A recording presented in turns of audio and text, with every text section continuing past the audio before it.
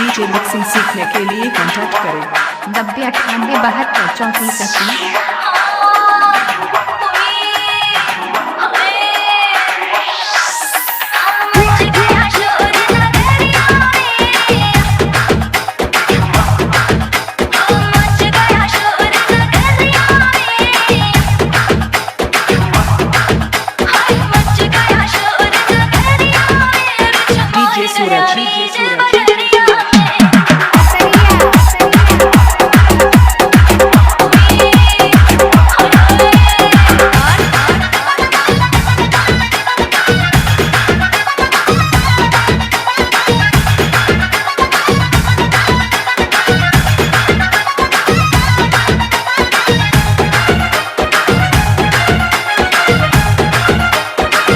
mixing गतारिया बाजार में क्या करने गई